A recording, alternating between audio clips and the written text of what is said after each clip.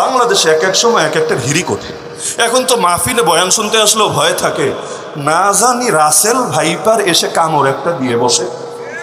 রাসেল ভাইপোরে নিয়া ভাইপার ভাইপো রাসেল ভাইপোরে নিয়া সবাই চিন্তিত হয়ে গিয়েছে, অথচ খালি নামের খেলা। এটা নতুন কোনো সাপ এমন না। যারা খ্যাতখামারিতে কাজ করে, মেডিকেলে ডাক্তারি করে, জিজ্ঞেস করে দেখেন, ভাই চন্দ্রবোরা চিনো কি না? বলবে হ্যাঁ চন্দ্রবোরা তো চিনি, কত মেরেছি, কত দেখেছি। হ্যাঁ বিষাক্ত, তাতে কি, এগুলো আগ থেকেই আছে।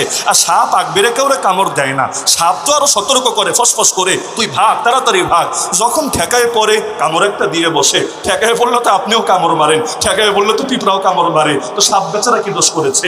রিস্ক অনুভব করলে কামড় তো একটা দিবেই। তো চন্দ্রবোরা তো আছে আগ থেকেই। এখন মিডিয়া বাংলাটারে খালি ইংলিশ করে দিয়েছে। যেমন সুদ খায়, শুনতে খারাপ লাগে, ইন্টারেস্ট খায়, এটা শুনতে ভালোই লাগে। ছেলেটা মদ খায়, শুনলেই মেজাজটা গরম হয়। ছেলের সব ঠিক আছে, হালকা পাতলা